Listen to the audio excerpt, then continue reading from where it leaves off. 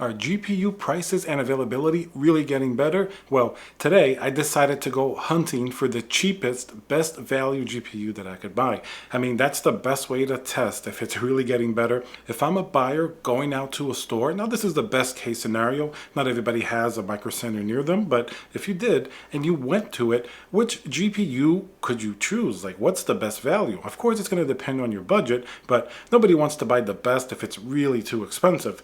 We're also going to take a look at the ones that I found that, although they're really good, they just seem to be extremely expensive, and certainly it's not worth it at this point, because if you spend too much on that GPU, it just means that as the market continues to decline, which it is, prices are going down, your investment, or your, if you want to call it a toy, some people use it for works, or it can be an investment, your GPU is going to not retain its value a lot faster. And remember to watch the whole video, because I'm going to go through everything that I thought is a fantastic value, including one in particular that seemed like probably the GPU that I would buy. And of course, I'm going to point out all the GPUs that are just really a terrible value and that you should probably avoid at all costs unless you can happen to find a used one or a really cheap open box. All right, so let's start with some of the worst value GPUs that I found today, and then we'll go down and eventually crown the winner. So now you can see, I'm going to flat out say it, the 3080 Ti, the third-party AIB models, especially the Asus 3080 Ti Strix or Tough, as you can see we have the Tough here, it's an insanely bad value. You're paying more than what most 3090s used to cost for a GPU that, quite frankly, is not exactly a 3090. Even though in gaming, sure, it does perform really well, often does get pretty close to the performance of a 3090, but at the end of the day, the 3090 has 24 GBs of VRAM, which is 2x or twice the amount that the 3080 Ti is going to have. Not to mention that the 3090 has other things that may retain its value better. For example, it's not LHR.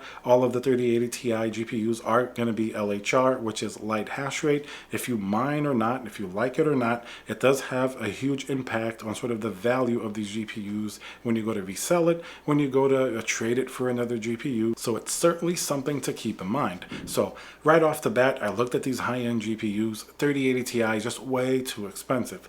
When is a 3080 Ti worth it? In my opinion, only two models really should deserve your attention. One, if you can find the Founders Edition, which was not here, by the way, only Best Buy will have these Founder Editions, they're going to be about $11.99 MSRP.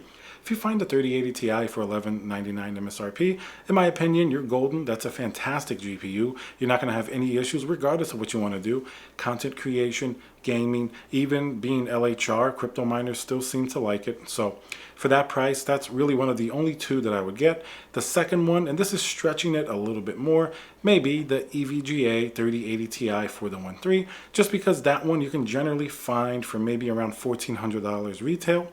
That one is one of the only ones that make any sense. I mean, it's a great GPU, great cooler, but anything over like $1,429 or whatever the price may be for that GPU, more than likely it's really not going to be worth it, and you start to get into the territory of 3090s and things like that. So today they didn't have a 3080 Ti EVGA, and of course not the Founders Edition. Founders Edition definitely would have been my first choice. As I said, price to performance is fantastic. The EVGA, possibly if you're looking for high end, it's going to be one of the better priced 3080 Ti's. And the ones that they did have here, like this 3080 Ti Tough, I would definitely avoid it. Nothing wrong with the GPU itself, just the price is just way too high. As you get near $2,000, I really don't want to touch a 3080 Ti, just not worth it, especially with the next generation coming up soon. Now, if you thought that was spicy, a little bit too expensive, you're not going to believe the next GPU that I saw today, and that's going to be a Zotac 3080 12 gigabyte, and this one was $1,649. When I first saw it, I actually thought it was a 3080 Ti, and I said $1,649, all right, that's kind of expensive, but it is a 3080 Ti. And then I more carefully read the box, and when you know it, it's only a 3080. Even though it's the newer 3080 12 gigabyte, definitely an absolutely terrible value. Like this GPU, you might as well get a 3080 Ti, which is going to be overall a better GPU rather than get something something like this. The only reason that this GPU exists is so nvidia can let the third-party AIB partners price up the GPU a considerable amount, of course, compared to what the 3080 used to be, under $1,000, or the original MSRP of the nvidia Founders Edition is $699. So as you can see here, $1,649 for a 3080. I don't care if it has 12 gigabytes or 10.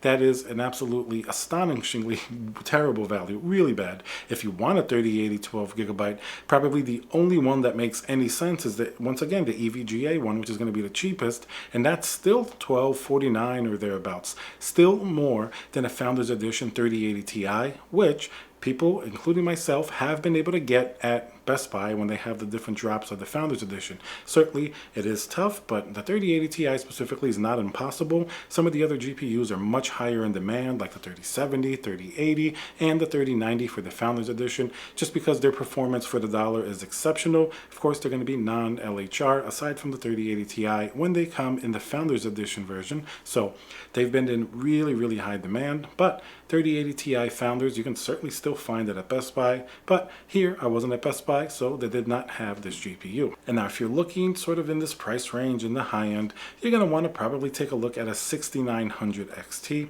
They were really outrageously priced for a long time. Some models were even above 2000, 2500. Now they're coming back down a little bit closer to reality. You're talking about maybe 1299, 1200. In my opinion, I like that a little better than a 3080 12 gigabyte because the 6900 XT, after all, is the flagship GPU. They even had the reference model for $1399. Then, I guess if you get far enough into actually wanting AMG, you might want to consider the 6800 XT, which is very close in performance to the 6900 XT. They're all going to have 16 gigabytes of VRAM. Of course, it's going to be the slower GDDR6 and not the X that you're going to find in like a 3080 Ti, but the 6800 XT is going to be a good deal cheaper and perform pretty close to a 6900 XT for the most part. Of course, it's still a little bit inferior, but in terms of the money you're paying, it's certainly worth it. And I've seen the reference editions pop up for around $1,099, which, even though it's still pretty expensive, it's much more than the original MSRP of $649 was supposed to be. What are you going to do? That's the world that we're living in. And at that pricing, certainly it isn't completely terrible at all. And then that brings us to the next NVIDIA GPU that I saw today, and that's going to be the 3070 Ti. This is going to be the Asus TUF. Now, most of the 3070 Ti's that are being sold in stores like this, they seem to be right around the $950 range, which is still a considerable amount more than the original Founders Edition at $599. But if you consider the pricing differential between a 3080 and a 3080 12 gigabyte that we have now, as you saw, the Zotac went all the way up to $1,649. So a much bigger price delta as you go up into the higher end GPUs. As you get towards the 3070 Ti, I mean, if it's a GPU you're going to be using for gaming, you want something high end under $1,000. Certainly, while not the best value, it's not a bad GPU at all. In fact, $950, if you can find them as they start to go down for under $900. I've seen some like the gigabyte ones for around like $869. Then it actually becomes a pretty interesting, value to performance proposition. It's going to be better than a 3070. We're talking about gaming here. LHR will limit these GPUs in terms of their mining performance, if that's sort of what your use case is. But in terms of gaming, 3070 Ti, and let's face it, most of the 3070s you're going to find are going to be in that $700 to $800 range. So it's not a huge premium you're paying here. It'd be nice to find them at $499 like the Founders Edition, but unfortunately those certainly are very difficult to find. So then we come to our last GPU. So what would I consider the best value? If I was buying a GPU today and I walked into the store, what's actually available on hand that I could go home with, put it in my system, start gaming at a nice, respectable level, especially considering the money that I have to pay for it. While there are many GPUs in stock now compared to before, as we saw, the prices can be a little bit high.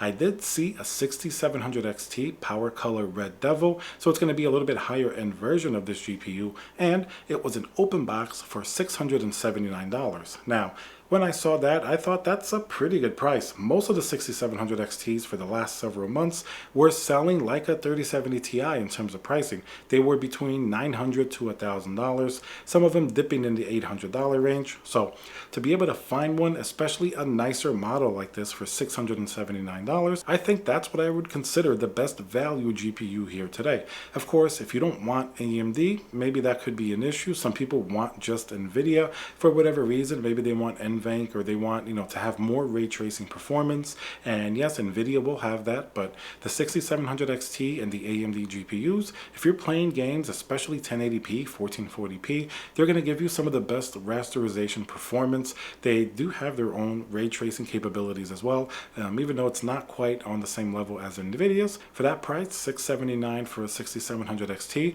certainly in terms of what I can find in the store is not bad. Now, if I found a 3070, for example, like an EVGA for around the same price, then it becomes a little bit more difficult of a decision. If you prefer NVIDIA, then it's probably a no-brainer. You would probably at the same price go for the 3070. Now, keep in mind that 3070 may be a more basic model compared to this, Red Devil, which is going to be a little bit more of an aesthetically cool model. I do like the designs of these. The coolers are, very efficient. They certainly do look great. And the 6700 XT, while not one of the higher end GPUs, certainly does perform very, very well. Often OpenBox will perform and look just like new, but you can get a pretty significant discount on your GPU. With prices being as high as they are, every little bit helps, I think, in reducing that price. Later in the future, when new models come out, at least then they won't take as big of a depreciation hit, and they're going to remain a better value over time. Alright guys, so let me know what you think. Remember to subscribe, smash that like button, and I'll see you guys on the next video.